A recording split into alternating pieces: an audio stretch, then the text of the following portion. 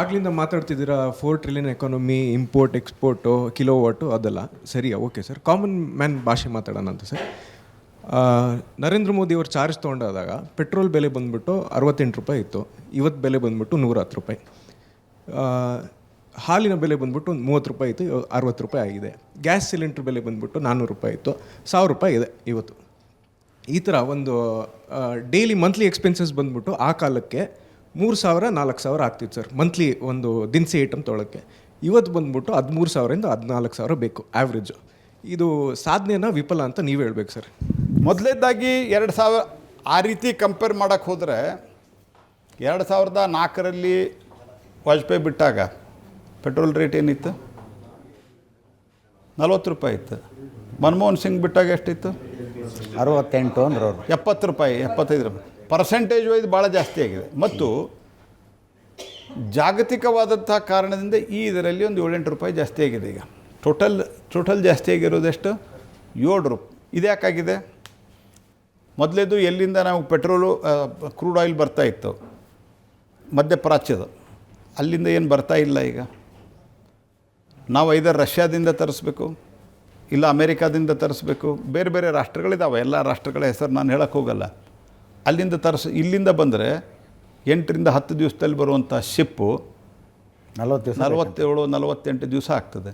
ಅದರ insurance cost ಜಾಸ್ತಿ ಮತ್ತು ಕಾಸ್ಟ್ ಆಫ್ ದಿ ಪ್ರಾಡಕ್ಟನ್ನು ಜಾಸ್ತಿ ಆಗ್ತದೆ ಬಿಕಾಸ್ ಆಫ್ ಅವೈಲೇಬಿಲಿಟಿ. ಅದರಿಂದ ಏನಾಗಿದೆ, ಇವತ್ತು ಓವರಾಲ್ ನಮ್ಮ ದೇಶದ ಇವತ್ತು ಪೆಟ್ರೋಲು ನಾವು 7 ರೂಪಾಯಿ ಜಾಸ್ತಿ ಮಾಡಿದೆ.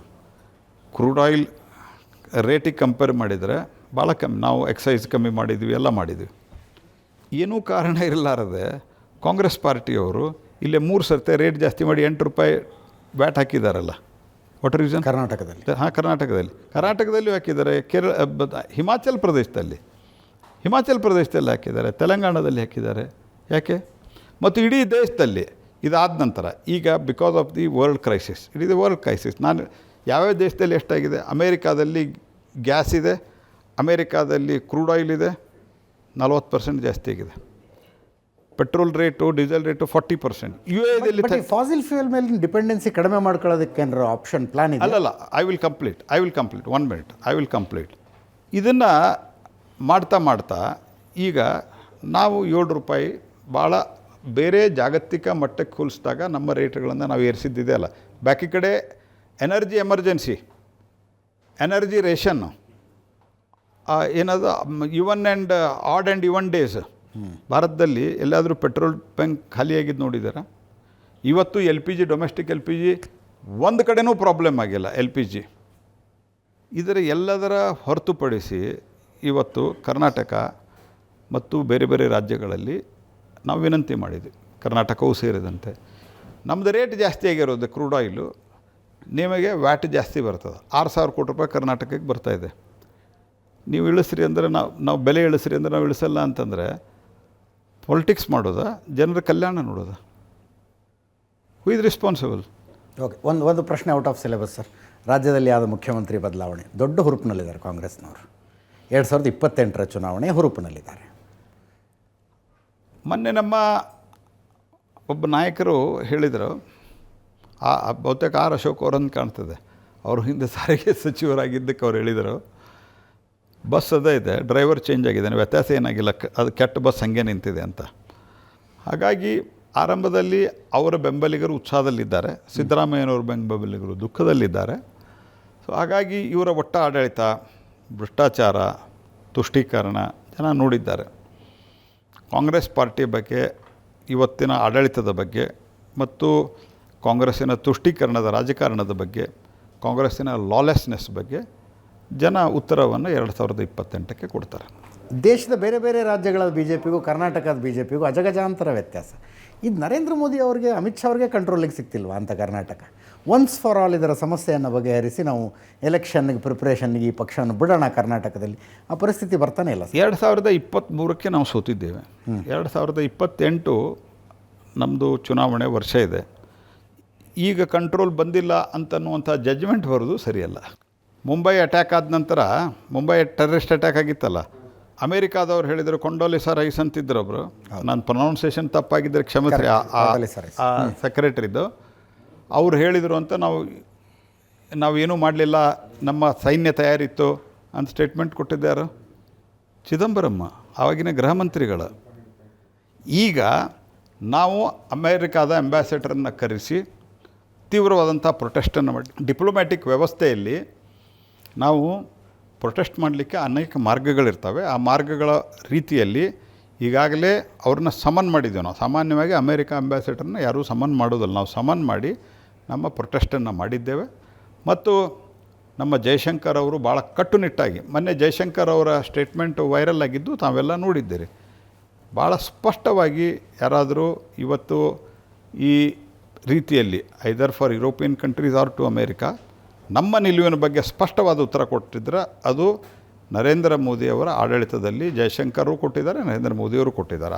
And you are talking of the Modi government. ನಾವು ಎಲ್ಲ ಸಂದರ್ಭದಲ್ಲಿಯೂ ರಿಟಾಲಿಯೇಟ್ ಮಾಡಿದ್ದೀವಿ. ನಮಸ್ಕಾರ ಸರ್.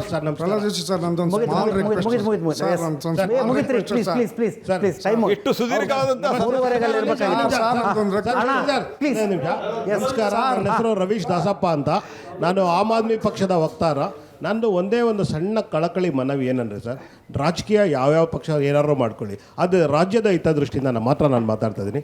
ಗಂಡ ಹೆಂಡತಿ ಜಗಳದಲ್ಲಿ ಕೂಸು ಬಡವಾಯಿತು ಅಂತ ಕನ್ನಡಿಗರಿಗೆ ತುಂಬ ಅನ್ಯಾಯ ಆಗ್ತದೆ. ಮಹದಾಯಿ ಇದುವರೆಗೂ ಸಮಸ್ಯೆ ಬಗೆಹರಿದಿಲ್ಲ, ಮೇಕೆದಾಟಿನ ಸಮಸ್ಯೆ ಬಗೆಹರಿಸಿಲ್ಲ.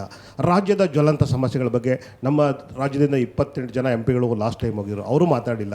ಈಗ ಯಾವುದ್ರ ಬಗ್ಗೆ? ರಾಜ್ಯದ ಜ್ವಲಂತ ಸಮಸ್ಯೆಗಳ ಬಗ್ಗೆ ನಾನು ಹೇಳ್ತೀನಿ ಸರ್. ಒಂದೇ ಒಂದು ಪ್ರಶ್ನೆ ನಾನಿಲ್ಲ. ಈಗ ನಾನು ಏನಂದರೆ ಗಣರಾಜ್ಯಗಳು ಕೂಸ್ಬಿಡೋದು, ನನಗೆ GST ಬರ್ತಾ ಇಲ್ಲ ಅಂತ ಕಾಂಗ್ರೆಸ್ ಅವ್ರು ಹೇಳ್ತಾರೆ, ಬರ್ತಾ ಇದೆ ಅಂತ BJP ಅವ್ರು ಹೇಳ್ತಾರೆ. ಇವರಿಬ್ಬರು ಜಗಳದಲ್ಲಿ ಅನ್ಯಾಯ ಆಗ್ತಿರೋದು ನಮ್ಮ ಕನ್ನಡಿಗರಿಗೋಸ್ಕರ. ದಯವಿಟ್ಟು ನೀವು ಅದನ್ನು ಸಮಸ್ಯೆ ಬಗೆಹರಿಸಬೇಕು ಅಂತ ನನ್ನ ಕಳಕಳಿಯ ಮನವಿ ಮಾಡ್ತೀನಿ. ಸಿದ್ದರಾಮಯ್ಯನವರು ವಿದಾಯದ ಪತ್ರಿಕಾಗೋಷ್ಠಿ ಮಾಡಿದರು ಸರ್. ನನ್ನ ಆಡಳಿತದಲ್ಲಿ ಹೆಂಗೆ ಹಣಕಾಸು ಎಷ್ಟು ಸುಭದ್ರವಾಗಿತ್ತು ಗೊತ್ತಾ ಅಂಥೇಳಿ.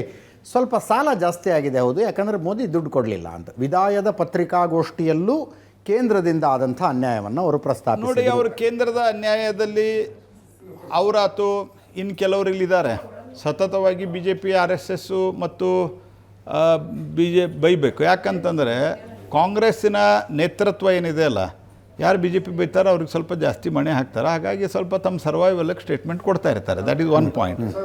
ಒನ್ ಮಿನಿಟ್, ನಿಮ್ದು ಹೇಳಿಲ್ಲ ನಾನು, ನಿಮ್ಮ ಉತ್ತರ ಕೊಡ್ತಾ ಇದ್ದೀನಿ ನೋಡಿ. ಈ ಇದರಲ್ಲಿ ಮೊನ್ನಿನ 16ನೇ ಹಣಕಾಸಿನ ಆಯೋಗದಲ್ಲಿ ನಮ್ಮದು ಮತ್ತು 1.25% ನಮ್ಮದು ಓವರಾಲ್ ಅಲೋಕೇಶನ್ ಜಾಸ್ತಿ ಆಗಿದೆ. ಆ್ಯಂಡ್ ಕರ್ನಾಟಕ ರಾಜ್ಯಕ್ಕೆ ಡೆವಲ್ಯೂಷನ್ ಆಫ್ ಟ್ಯಾಕ್ಸ್ದಲ್ಲಿ ಮತ್ತು ಗ್ರ್ಯಾಂಟಿನ್ ಏಡದಲ್ಲಿ ಕನಿಷ್ಠ ಪಕ್ಷ 5 ಪಟ್ಟು ಗ್ರ್ಯಾಂಟಿನ್ ಏಡದಲ್ಲಿ 6 ಪಟ್ಟು ಈ ಸರ್ತಿ ನಾವು 4 ಲಕ್ಷ ಕೋಟಿ ರೂಪಾಯಿ ಕೊಟ್ಟಿದ್ವಿ 12ರಿಂದ 26 ತನಕ. ಅವ್ರು ಕಾಂಗ್ರೆಸ್ ಟೈಮ್ದಲ್ಲಿ ಎಷ್ಟಿತ್ತು ಗೊತ್ತಾ ನಿಮ್ಗೆ? 63,000 ಕೋಟಿ ರೂಪಾಯಿ. ಸರ್, ನೀವು ಟೋಟಲ್ ನಂಬರ್ ಹೇಳ್ತೀರಾ? ಅವಾಗ ಹಣಕಾಸು ಅಂದರೆ ದೇಶದ GDPನೂ ಕಡಿಮೆ ಇತ್ತು ಸರ್. ಅಲ್ಲ, GDP ಮತ್ತು ಜಾಸ್ತಿ ಮಾಡಿ ದುಡ್ಡು ಜಾಸ್ತಿ ಕೊಡು ತಪ್ಪು ಹಂಗಿದ್ರೆ? ಅಷ್ಟೇ ಇದ್ದರೆ ಅಷ್ಟೇ ತೊಗೊಂಡು ಸುಮ್ಮಾಗ್ತಿದ್ರಲ್ರಿ. See, that is not the issue is ಹಾಗಾಗಿ ಕರ್ನಾಟಕಕ್ಕೆ ಅನ್ಯಾಯ ಮಾಡೋದು. ಈಗ ಅದಾದ ನಂತರ ಮತ್ತು ಇದನ್ನು ಸರ್ಕಾರ ತೀರ್ಮಾನ ಮಾಡಲ್ಲ, ಫೈನಾನ್ಸ್ ಕಮಿಷನ್ಗಳು ತೀರ್ಮಾನ ಮಾಡ್ತವೆ. ಆ ಫೈನಾನ್ಸ್ ಕಮಿಷನ್ ಇಂಡಿಪೆಂಡೆಂಟ್ ಇರ್ತವೆ. ಅದರ ರೆಕಮೆಂಡೇಷನ್ ಆಧಾರದ ಮೇಲೆ ಆವಾಗ 3.68% ಏನೋ ಇತ್ತು, ಈಗ 4.78% ಏನೋ ಮಾಡಿದ್ದಾರೆ ಈಗ. ಸೊ ಹೀಗಾಗಿ ಸುಮಾರು ಒಂದು 15,000 ಕೋಟಿ ರೂಪಾಯಿ ಪ್ರತಿ ವರ್ಷ ಜಾಸ್ತಿ, 15,000-16,000 ಕೋಟಿ ರೂಪಾಯಿ ಜಾಸ್ತಿ ಬರ್ತದೆ. ಸೊ ಎಕ್ಸಾಕ್ಟ್ಲಿ ಫಿಗರ್ ಆಮೇಲೆ ಅದು ಕಂಪೇರ್ ಮಾಡಿ ಕ್ವಶನ್ ಮಾಡೋಕ್ಕಾಗಲ್ಲ, ಯಾಕಂದರೆ I have not kept any papers here at present. So ಹೀಗಾಗಿ ದೊಡ್ಡ ಪ್ರಮಾಣದಲ್ಲಿ ಜಾಸ್ತಿ ಆಗಿದೆ. ದೇಶದ ಆರ್ಥಿಕತೆಯೂ ಸುಧಾರಿಸಿದೆ. ಆದರೆ ಕರ್ನಾಟಕದ ಆರ್ಥಿಕತೆ ಸಾಲವನ್ನು ಇವರೇನು ಹೇಳಿದಾರಲ್ಲ 25%ಗಿಂತ ಜಾಸ್ತಿ ಆಗಿದೆ ಸಾಲ. ಕಾರ್ಪೊರೇಷನ್ನು ಇವೆಲ್ಲ ಏನು ಸಾಲ ತೊಗೊಂಡಿದ್ದಾರೆ ಇದರಲ್ಲಿ ಅವರು ಲೆಕ್ಕ ಹಿಡಿದಿಲ್ಲ. ಹಾಗಾಗಿ ಇದು ಸಿದ್ದರಾಮಯ್ಯನವರು ಹೇಳಿದ್ದು ತಪ್ಪಿದೆ. ಮಗನ ಭವಿಷ್ಯಕ್ಕಾಗಿ ಒಂದು ಸ್ವಲ್ಪ ಹೋಗ್ತಾ ಜಾಸ್ತಿ ಬೈದು ಹೋಗಿದ್ದಾರೆ. ಸರ್, ಫೈನಲಿ ಮುಖ್ಯಮಂತ್ರಿ DK ಶಿವಕುಮಾರ್ ಅವರು ದಿಲ್ಲಿಗೆ ಬಂದಿದ್ದರು, ಪ್ರಧಾನಮಂತ್ರಿಗಳನ್ನು ಭೇಟಿಯಾಗಿದ್ದಾರೆ, ಗೃಹ ಸಚಿವರನ್ನ ಭೇಟಿಯಾಗಿದ್ದಾರೆ, ಎಲ್ಲ ಮಿನಿಸ್ಟರ್ಗಳನ್ನು ಭೇಟಿಯಾಗಿದ್ದಾರೆ. ಕರ್ನಾಟಕಕ್ಕೆ ಏನೇನು ಆಗಬೇಕು ಯಾವ ಡಿಪಾರ್ಟ್ಮೆಂಟಿಂದ ಅಂತ ಒಂದು ಲಿಸ್ಟ್ ಕೊಟ್ಟಿದ್ದಾರೆ. ಸದ್ಯಕ್ಕೆ ಆ ಎಲ್ಲ ಕೆಲಸಗಳನ್ನು ಮುತುವರ್ಜಿಯಿಂದ ಮಾಡಿಸಬಲ್ಲಂಥವ್ರು ತಾವೊಬ್ಬರೇ. ನೋಡಿ, ಕರ್ನಾಟಕಕ್ಕೆ ಏನೇನು ಆಗಬೇಕು ಅದನ್ನು ಮಾಡಿಸಬಲ್ಲಂಥವ್ರು, ಡಿಪಾರ್ಟ್ಮೆಂಟ್ ಟು ಡಿಪಾರ್ಟ್ಮೆಂಟ್ ಕನೆಕ್ಷನ್ ಇರುವಂಥವ್ರು ತಾವೊಬ್ಬರೇ. ದಯವಿಟ್ಟು ಅದನ್ನು ತಮ್ಮಿಂದ ನಿರೀಕ್ಷೆ ಮಾಡ್ತೀವಿ ನಾವು. ಒಂದು, ಫಸ್ಟ್ ಆಫ್ ಆಲ್ ಕರ್ನಾಟಕದ ನೆಲ, ಜಲ ಮತ್ತು ಸಂಸ್ಕೃತಿಯ ಬಗ್ಗೆ, ಕರ್ನಾಟಕದ ಹಿತಾಸಕ್ತಿಯ ಬಗ್ಗೆ, ಕರ್ನಾಟಕದ ನನ್ನೂ ಸೇರಿದಂತೆ ಎಲ್ಲ 28 ಲೋಕಸಭಾ ಸದಸ್ಯರು ಇರೆಸ್ಪೆಕ್ಟಿವ್ ಆಫ್ ಪೊಲಿಟಿಕಲ್ ಪಾರ್ಟಿ ನಾವು ಕೆಲಸವನ್ನು ಮಾಡ್ತೇವೆ. ಎರಡನೇದ್ದು DK ಶಿವಕುಮಾರ್ ಅವರು ಯಾವ್ಯಾವ ಮನವಿಗಳನ್ನು ಏನೇನು ಕೊಟ್ಟಿದ್ದಾರೆ ಅಂತ ಕೆಲವೊಂದಿಷ್ಟು ಪತ್ರಿಕೆಯಲ್ಲಿ ಬಂದಿದೆ. ಅದರ ಆಧಾರದ ಮೇಲೆ ಯಾವ್ಯಾವ್ದು ಇದರಲ್ಲಿ ಫಾಲೋ ಅಪ್ ಮಾಡಬೇಕು ಅದನ್ನು ಅವರು ನನಗಿನ್ನೂ ಕೊಟ್ಟಿಲ್ಲ, ಕೊಡ್ಬೋದು, ಅವರು ಕಳಿಸ್ಬೋದು, ಕಳಿಸದೇ ಇರಲಿ, in the larger interest of the state ನಾವು ಅದನ್ನು ಪುಷ್ ಮಾಡ್ತಾ ಇದ್ದೀವಿ ಮತ್ತು ಕೊಡಿಸ್ತಾ ಇದ್ದೀವಿ.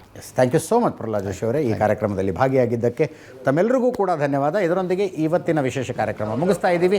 ನೇರ ದಿಟ್ಟ ನಿರಂತರ ಸುದ್ದಿಗಾಗಿ ನೋಡ್ತಾ ಇರಿ ಏಷ್ಯಾನೆಟ್ ಸುವರ್ಣ ನ್ಯೂಸ್.